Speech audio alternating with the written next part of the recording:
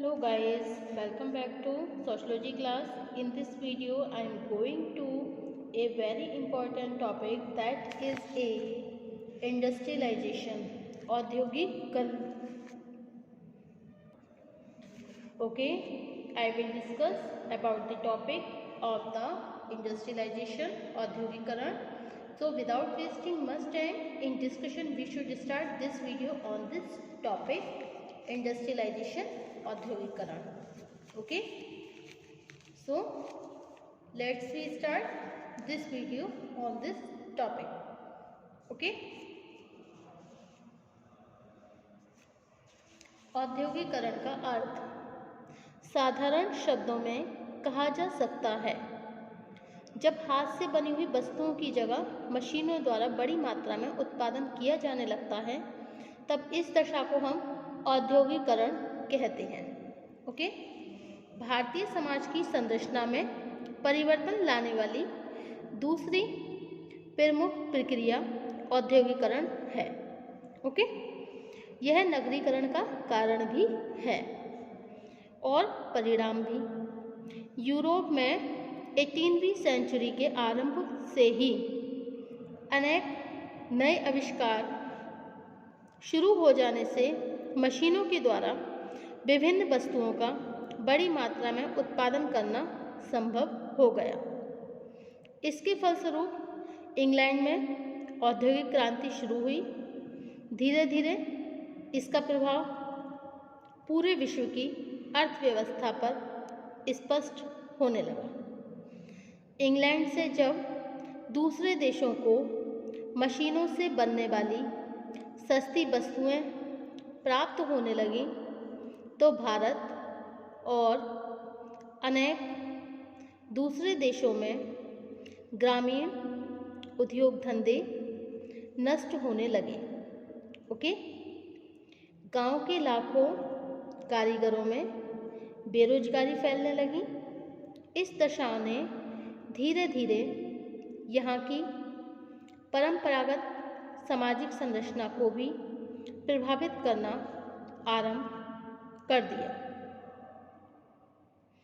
सामाजिक परिवर्तन की एक प्रक्रिया के रूप में औद्योगिकरण को समझने के लिए औद्योगिकरण के अर्थ, इसके कारणों तथा विभिन्न प्रभावों को समझना आवश्यक है. Okay, is that clear?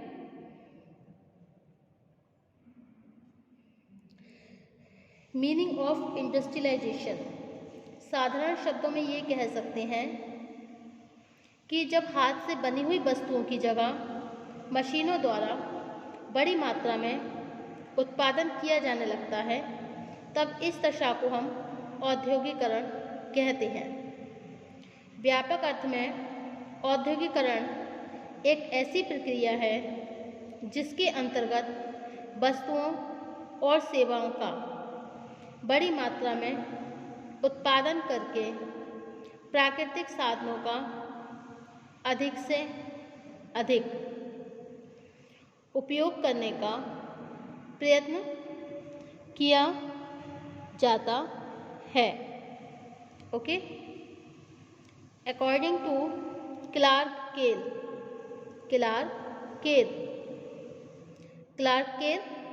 says the definition of the industrialization. Okay, in the word of the Clark Kehl, औद्योगिकरण का तात्पर्य. Meaning of industrialisation.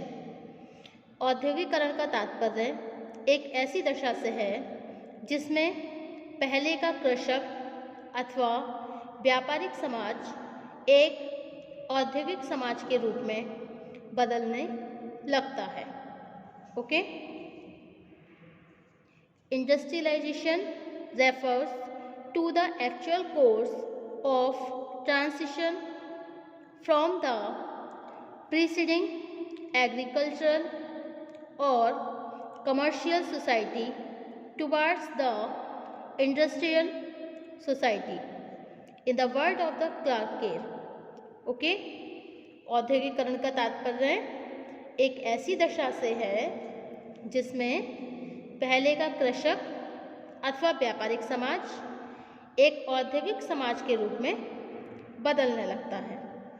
ओके, इस प्रकार औद्योगिकरण आर्थिक विकास की वह प्रक्रिया है, आर्थिक विकास के फलस्वरूप ही समाज के परंपरागत ढांचे में भी परिवर्तन होने लगता है।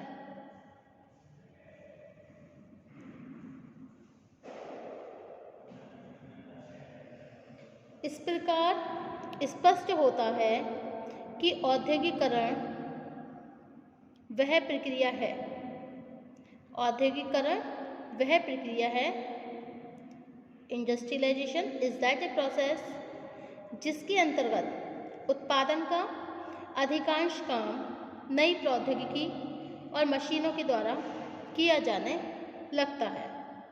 नंबर 2, इसका जो मेन एम होता है वो क्या है? इंडस्ट्रियलाइजेशन का प्राकृतिक और मानवीय साधनों का सर्वोत्तम उपयोग करना।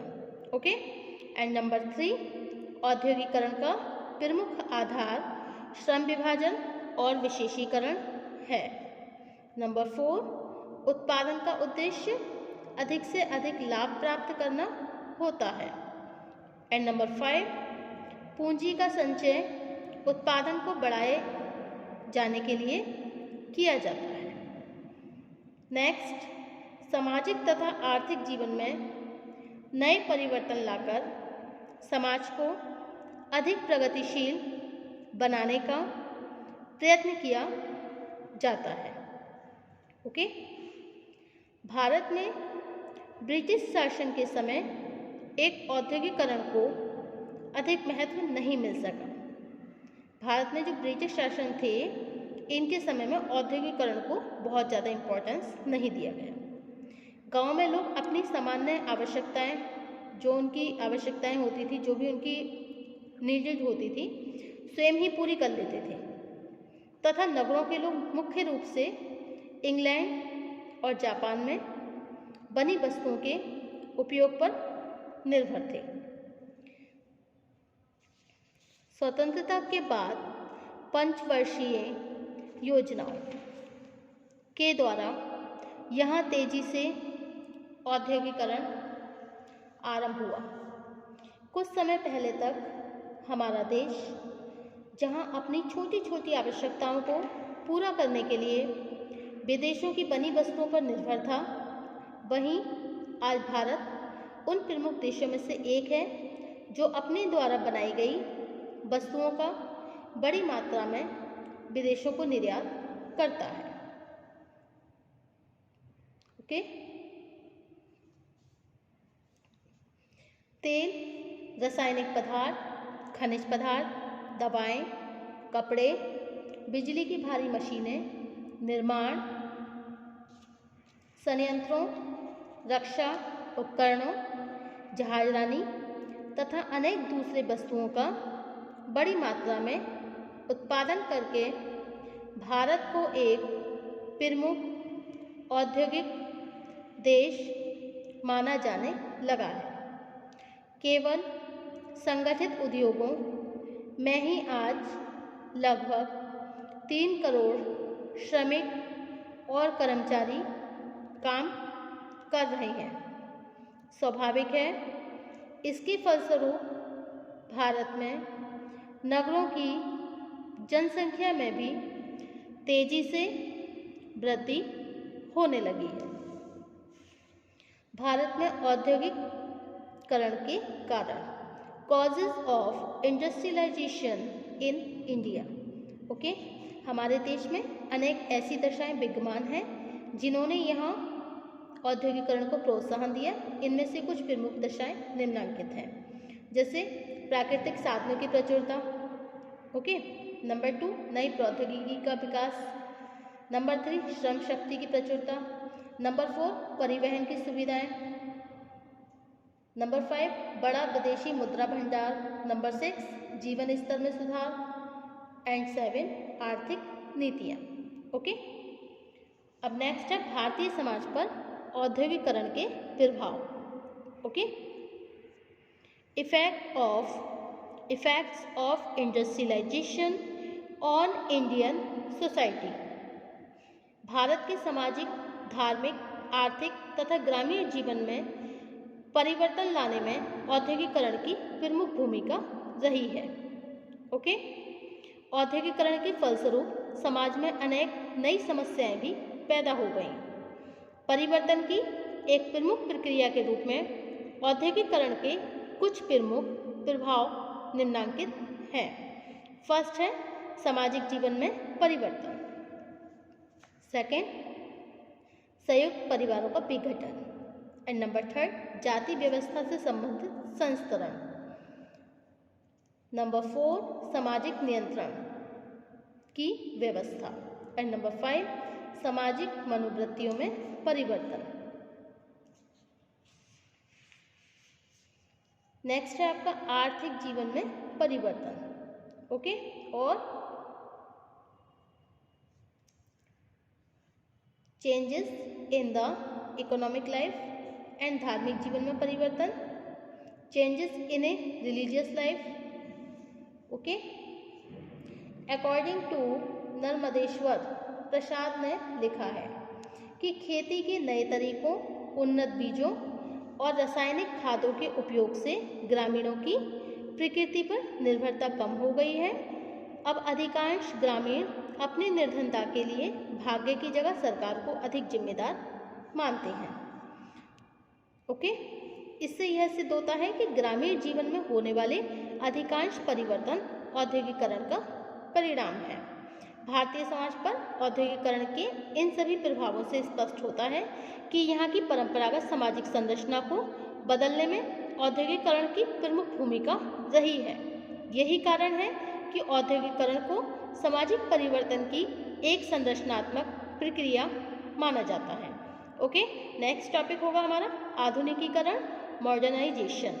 Okay, thank you for watching my YouTube channel. Thank you so much.